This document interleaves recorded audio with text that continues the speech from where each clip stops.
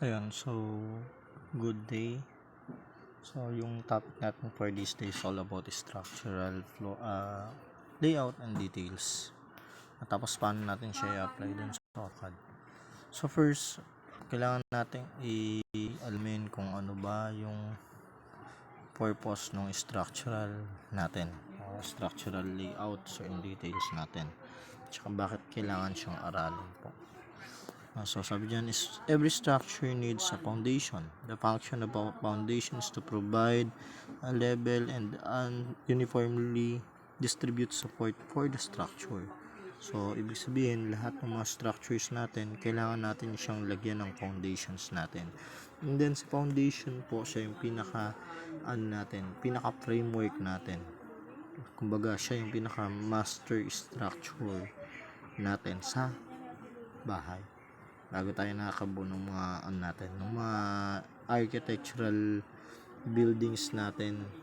Yan. So yun, merong structure muna. So the foundation helps prevent cold air and dampness from entering the house. It waterproofs the basement and forms the supporting walls of the basement.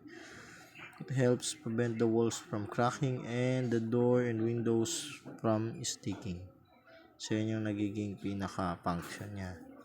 So nagsaserve siya as protection dun sa house natin, sa pinaka-structure itself natin, para hindi siya mainitan, hindi siya mabasa, yan. Hindi basta-basta mag-crack yung mga walls natin, hindi guguho. So yun yung pinaka-purpose bakit tayo naglalagay ng structure natin, ng foundation natin. The basic principles of constructing building foundation are the same regardless of the situation. The methods and materials used in constructing foundation vary greatly in different parts of the country and are continually changing. So yan nakalagay dyan yung principles nung paano tayo nagko-construct ng mga foundations natin. The same lang yan, whatever structure ba yung tatayo natin, whether it is building, residential houses, commercial houses, stalls, yung para sa mga businesses. So the same lang yun. But then yung yung mga methods and materials na ginagamit sa kanya, that would vary depending on the area. So for example, iba ang materials and then methods na ginagamit dito sa Maynila kaysa doon sa mga bahay na ginagawa sa mga rural areas or sa mga provinces. So yun yung kinaibahan niya. The structural members of the foundation vary according to the design size of the foundation. So, ibig sabihin nakabatay po siya dun sa gaano ba kalaki yung gagawin nating structure. Pag malaki, natural, magbabago rin yung design and then yung size ng foundation natin based dun sa laki nung gagawa natin ng foundation. So the knowledge brought about by the science of soil mechanics confirms that rock beds are the most stable medium for foundations. So just like yung nakikita ninyo dun sa school natin, di ba? Meron tayong bali-balita na magkakaroon ng renovation of buildings, no? Nakita ninyo, merong mga pumunta diyan sa natin sa school, bumutas sila dun sa natin sa school ground natin. Tapos meron silang ginagawang kung ano. So that is soil test po. Kung gaano ba katibay yung bedrock natin, gaano ba siya conducive para dun sa pagtatayo ng ganun kataas na building. So yun yung tinetest niya. That is soil test po. So the first objectives of this lesson is to draft a foundation plans. But then first, since hindi naman ninyo naaral to nung grade 9 kayo, now we needed to know ano ba yung mga commonly used terms natin with regards sa structural layouting and details. Now, ito yung mga ilan sa mga terms na kailangan ninyong tandaan. Foundation, it is the part of the building below the surface of the ground, which is sometimes called the substructure. So again, pag sinabi nating foundation, yun yung makikita natin sa ilalim. Visible to the eye lamang natin yung structure itself, yung bahay, yung building. But then, there's still what we call a substructure underneath those structures po.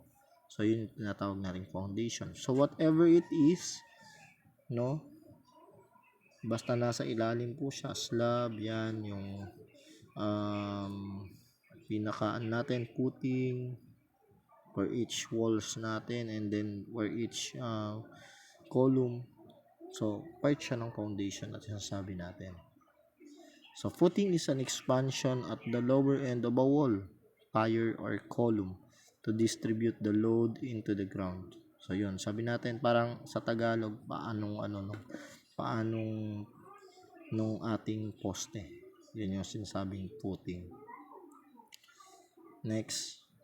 So yung mga terms na yan, dapat po maalala ninyo.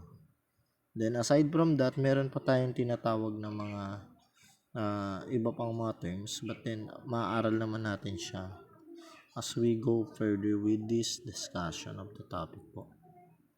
And the design of foundation is solely based on site investigations. So nagbabago-bago po yan. Depende po dun sa kung ano yung pagkaka-assess natin dun sa area kung saan tayo magtatayo ng structure. It is the result of determining the soil surface and the condition of the soil. So yun yung first thing na ginagawa natin before constructing. Yan talaga yung pinaka ginagawa nila. Sino-soil test muna natin nila yan. Then the topography of the surface has to be considered prior to construction, as this might affect the construction investigation. So once again, sinabi natin, di ba kanina, clear naman yung ating pagkakasabi po na yung area, yung location, then yung soil surface natin is a very conducive part ng structure natin. A site with a uniform condition is less likely to require extensive investigation as a site for big projects. Drilling is the most suitable way of determining soil condition. So yung ginawa nila doon sa soil test nila, drilling po yun. Humukay sila, binutas nila until such time ma-reach nila yung pinaka bedrock nung soil natin. Tapos through that, kumukuha sila ng sample, ano ba yung composition ng bedrock, maganda ba yung composition ng bedrock, good ba siya para sa mga ganito ka daming floors ng building or story ng building, kaya ba niyang i-sustain yun. So yun yung mga reason bakit nagkakandak sila ng soil test. Next, sample of soil extracted from the site is examined. Yan yung sinasabi natin kanina. To its consistency and relative density.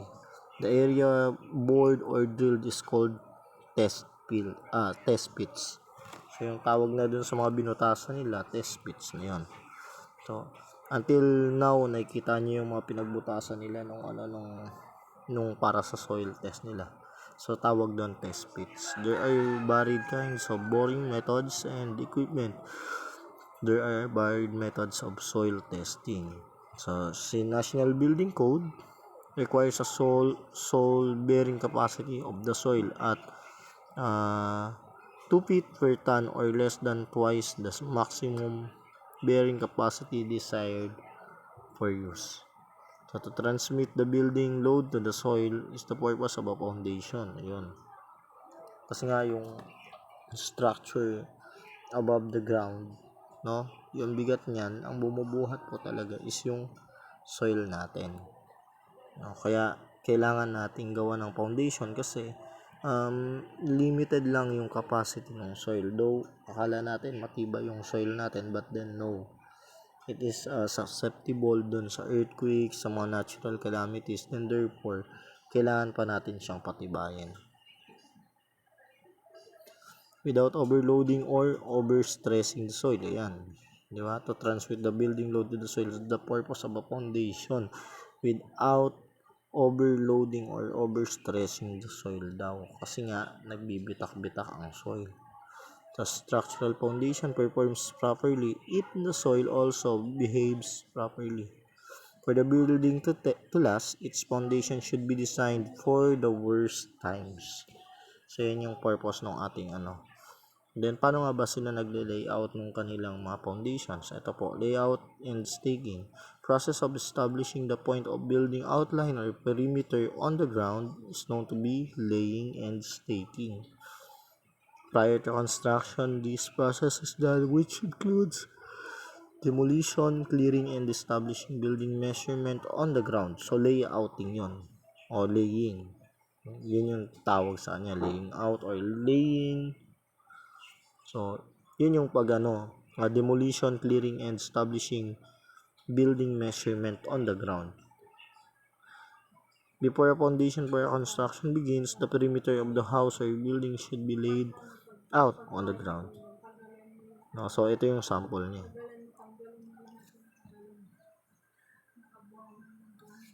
So, ayan. Laying out the stake and butterboard. So, yan, tsura niya, laying out. Establishing the square prior to excavation. So, yun yung mga process ng laying out. Then, sa laying out natin and then staking natin, meron tayong mga materials and tools which we needed. Now, so itong mga to, hindi siya nawawala. First one, stake, wooden sticks or post driven to the ground. So, yung stake, yun yung parang tulos sa Tagalog. No? Ayan, dito. So, yung stake na sinasabi niya, itong stick na yan ay tinusok sa lupa.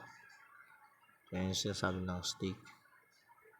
Then, we have the butterboard or wood stick nailed horizontally to the stake. So, when we say butterboard, ito naman siya as per the drawing. Ayan. Diba, yung tulos na nandito, ayan. Yung nasa pinaka, right side. Punta dito sa gitna, tapos papunta dito sa may dulo, papunta dito sa akin. No, yun yung mga stake natin. Pero yung nag-connect sa kanya na parang board or stick na naka-horizontal, yan po yung butterboard. Yan, di ba? Butterboard yung tawag na doon. Next, level transit is for establishing reference point lang. So, reference point lang niya, level transit. Yan, yung ginamitan niya ng nylon cord. Next natin, plastic water hose which is transparent and 1/4 in diameter filled with water to establish level of horizontal lines. So, kailangan yun. Then, string or cord for connecting established points. Para lang makikita natin kung saan yung pinaka-area talaga nung layout natin. Kaya nga sinabi natin laying out ng staking. Next, since foundation po yung gagawin natin, then therefore there are terms that we needed to know kung ano ba yung function niya and purpose. Now, first one, we have the term excavation. So, magkaiba siya dun sa backfilling. Pag sinabing excavation, ayan, so pag sinabing excavation, meron tayong two kinds po niyan or two category. First one, shallow excavation, meaning mababaw lang, no? It includes wall footing and column footings, whether they are independent or combined, wherein digging of the soil extends to 1.50 meters. So, pag shallow excavation, until 1.5 meters lang yung pinakalalim niya. So, mababaw po yun. No, but then, ito yung commonly ginagamit natin kapag ang mga residential structures lang or houses lang yung gagawin natin. But then, if buildings na po, doon na papasok yung isang excavation which is yung deep excavation. Yan. It is used for large building projects as this requires almost total extraction of the soil at the site. So, yun yung ginagamit natin sa mga buildings.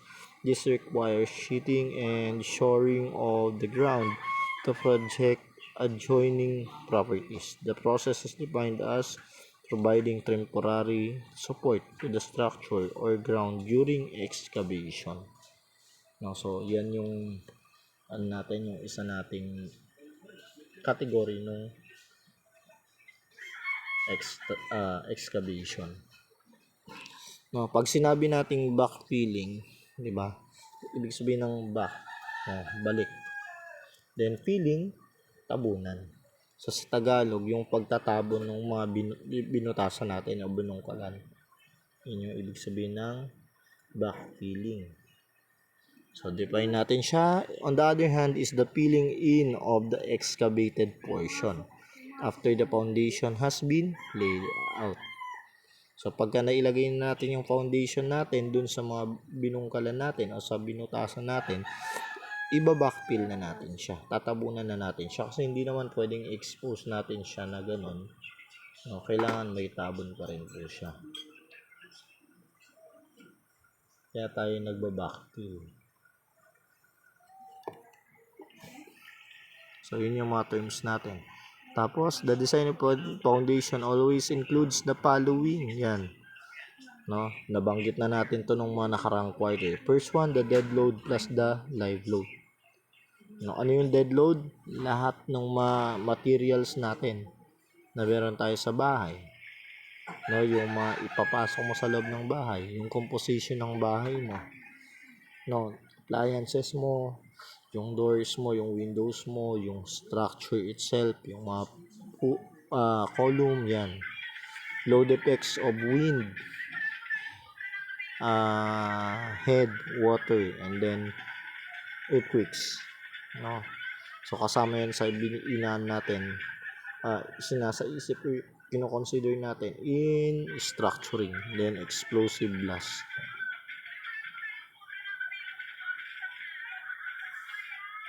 Yan. As in, excavation of foundation is also categorized as shallow foundation, which includes mat and spread footing, and deep foundation, which also includes piles, spires, and caissons. So, yan yung mga different kinds of foundations naman na meron tayo. Pwede nyo siyang i-search din sa Google. Google na lang para alamin kung ano yung ibig sabihin ng mga yan. Next. There are instances wherein foundation may settle or move. The movement of the foundation may be due to the following causes.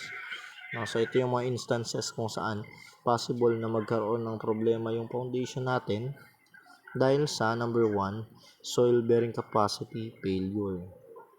So, hindi pala kaya ng soil yung structure na nasa ibabaw. So, hindi niya na-hold yung sobrang bigat na nung structure. Kaya nagkaroon ng sira. Kaya nag-move. Number 2, failure or deflection of the foundation structure. Ibig sabihin, merong problema yung foundation na nilagay. So, hindi maganda yung pagkakagawa. Ganon. Shear distortion of the soil. Ibig sabihin, ito naman yung soil na mismo yung nagkaroon ng problem. Bakit? Nagkaroon ng crack yung soil, na nag-erode yung soil, di ba? Yung sa mga soil erosions, yun. So, possible na reason po yun bakit biglang bibigay yung ating foundation. Biglang loading pa siya. Next, compression of the soil. Yan. Habang tumatagal kasi, di ba nga, yung structure natin, kaya tayo nagtatayo ng mga buildings, ng bahay para i-occupy ng mga tao. Diba?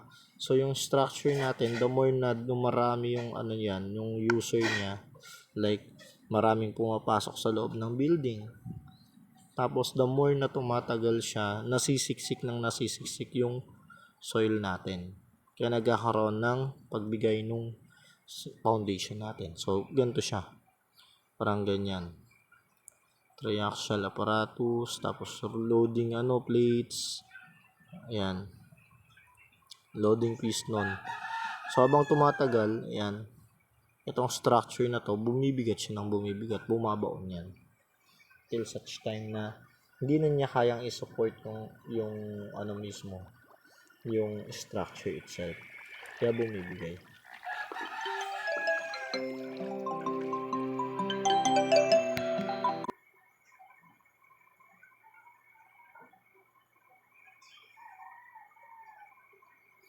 Yan, types of foundation natin is spread foundation. Yan includes all those types where the load is distributed into the soil by slender vertical members of timber, concrete, or steel called piles. So yan, spread siya. Each area kung saan nagkaroon ng ng ano sa taas, no? Like dito sa bubong. Ayan. Each area kung saan nagkaroon ng intersection ng mga ano, ng mga ginamit mong material sa taas, lalagyan mo siya ng foundation sa baba. So yan nagiging itsura niya, spread foundation.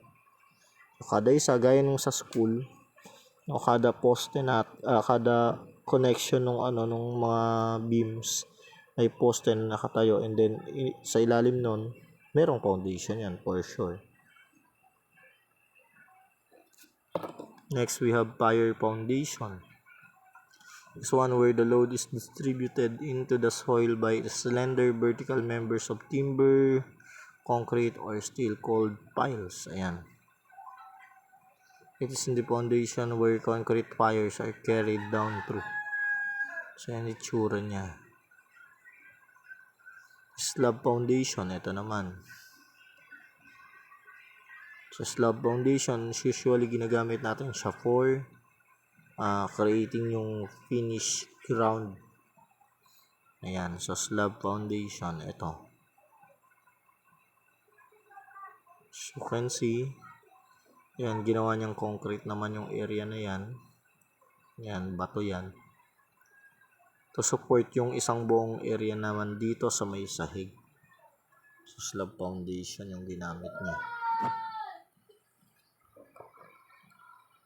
Next, T-foundation consists of putting upon which is placed a concrete wall or a concrete block wall forming an inverted T. So, nakaigang T.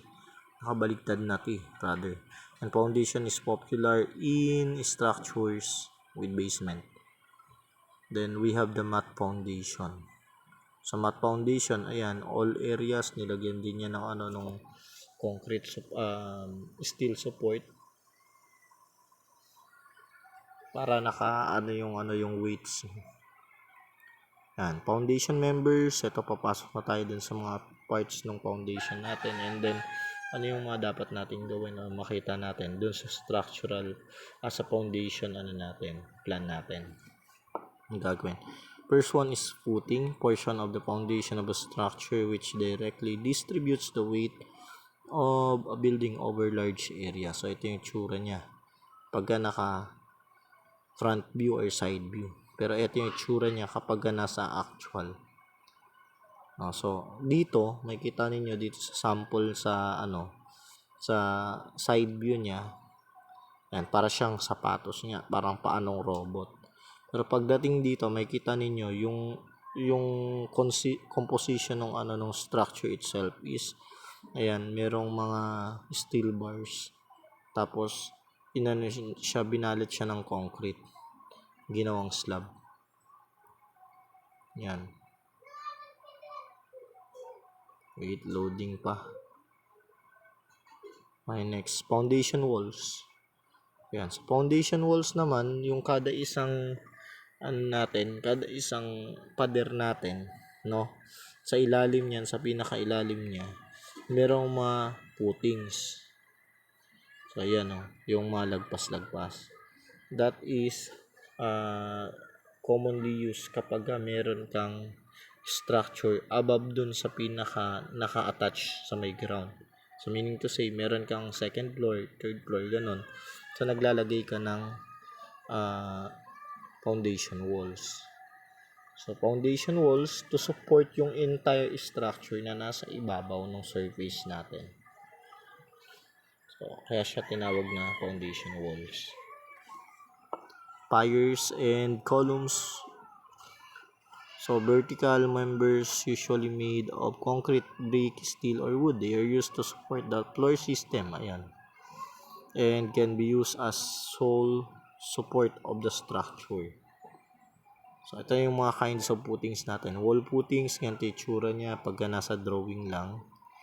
Pwede nating hanapin yan sa isolated footing, yun yung pa isa-isa. Yan itsura niya, pero ito siya kapag nasa actual. Isolated. Kada poste yung paglagay. Combined footing, ibig sabihin, yung dalawang magkasunod na column or poste, nilagyan mo ng footing sa ilalim, pero pinag-isa mo yung footing nila. Hindi na magkahiwalay.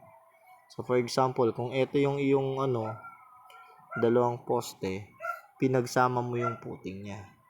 So, combined footing yon. Cantilever footing, at naman siya is one which supports two column loads and consists of two footings connected together by a beam often called the strap. Ito beam naman, instead na kinombined yung footing niya, no, kinombined yung dalawang column or footing using a beam naman. So merong beam sa niya. Next, continuous footing. Di ba, we have combined footing, pero ito tatlong column naman siya na or 3 or more na pinagsama-sama natin in one footing. So just like yung sa mga poste na yan, so pinagsama-sama siya.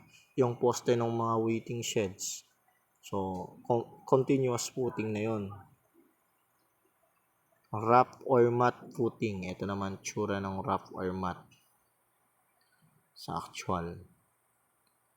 Then we have trapezoidal footing. Nagbago lang yung shape.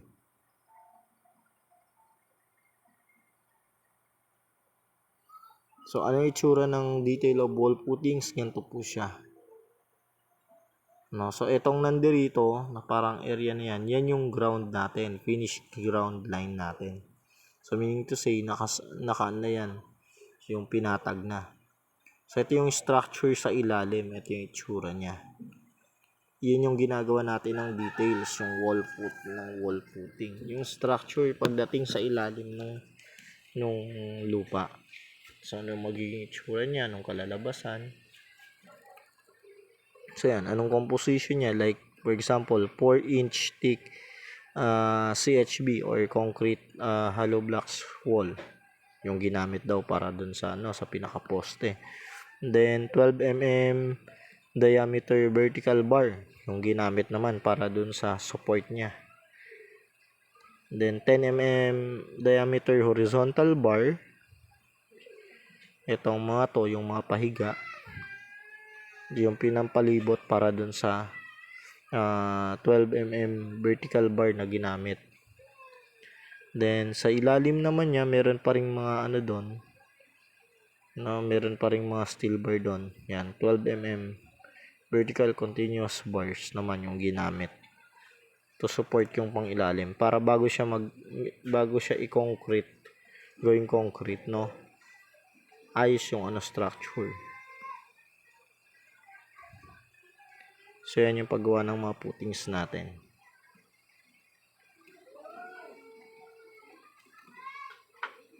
Detail of column footing. Yan, sa column footing naman. Tapos ano yung itsura niya in a plan view. Ito, section view lang or parang side view or front view. Pero yung plan view, that is the top view. Ito yung composition naman niya. The other one, pinakita yung section na nakatanggal yung yung slab na inilagay, no? Pinapakita yung mga position ng mga steel bars na ginamit. Then paalala lang, no, yung column natin is usually, no, commonly kapag mga residential lang, pinapantay lang natin sa kapal o thickness ng wall yung laki ng ating column. So that is why makikita nyo dyan 0.20, meaning to say 0.20 meters lang o 20 cm lang yung kapal ng wall na nilagyan nitong column footing na yan, nung column na yan. Then yung laki naman nung column footing, yan 4 times siya nung laki nung wall natin. And it also depends doon sa kung gaano ba kabigat yung loads ng structure natin above. So yun yung pinakaano niya. It all depends. Tapos yung lalim niya, gaya nga ng sabi natin, kung yan ay residential lang, no, pwedeng lumalim until 1.50 meters yung mga foundations natin. Kaya kung mapapansin nyo rito, no, yung poste natin na from the finished ground line papunta dun sa pinaka paanong footing is 1 meter na yung lalim niya. Pero aside pa doon, yung pinaka footing niya, nagdagdag tayo ng 0.30 for the thickness. So, pwede nating iabot yan until 1.50 meters. So, sa total, ito 1.30 meters yung pinakalalim ng puting natin o ng foundation. Ito naman, itsura niya in an isometric drawing naman to. So, ito yung column natin, ito yung puting natin na nilagay.